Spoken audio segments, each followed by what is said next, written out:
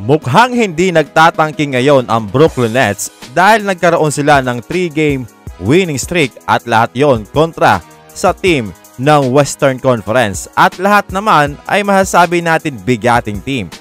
Tinalo nila ang Sacramento Kings, Golden State Warriors at ngayon nga ang Phoenix Suns. Ang maganda mga amigo, kontra Phoenix Suns ay nagpakitang gilas na si Ben Simmons.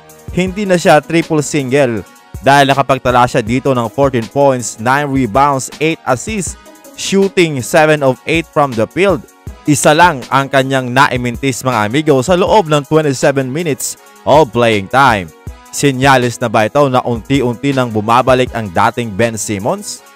Well, malupit naman talaga na player ito mga amigo. Nagkaroon lang siguro ng mental breakdown dahil sa kanyang mga pinagdaanan kaya nahihirapan bumalik sa dati nitong laruan.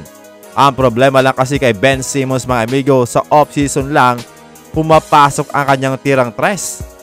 Jump shot lang talaga ang kailangan ni Ben Simmons para masabi natin na malupit na siyang player. Dumanas naman ng 3-game losing streak ang Golden State Warriors matapos silang talunin ng Oklahoma City Thunder sa score na 105-101. Binigla sila ng Thunder sa first quarter kung saan umiscore nga ito ng 39 points at 23 lamang para sa Warriors.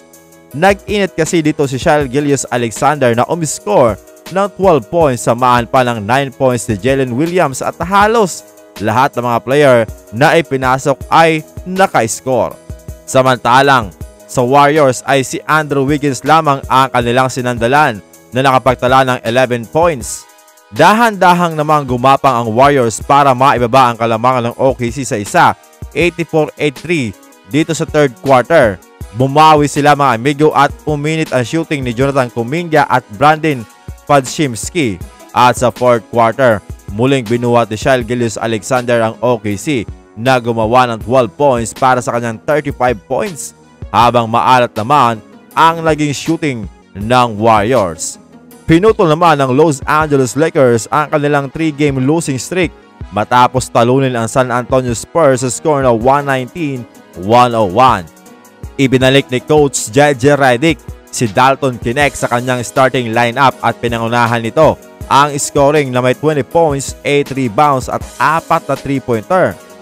Kontrolado ng Lakers ang buong laro at dahil yan sa malupit na depensa na kanilang ipinakita, lalo na si Max Christie.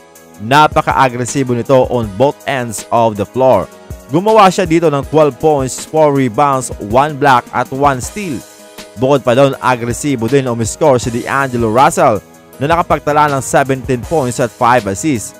Si AD ay mayroong 19 points at si LeBron triple-double, 16 points, 10 rebounds at 11 assists. 7 player ng Los Angeles Lakers ang naka-double figure. Kitang-kita na balanse ang kanilang scoring at halos hindi nagkakalayo mga amigo ang kanilang mga score. So kapag ganito talagang pumapasok ang kanilang mga tira at nagsishare ng bola, mahirap talagang pigilan ang team na ito. Pinuri din ni Coach JJ Redick ang kanilang depensa na nagtutulungan daw mga amigo.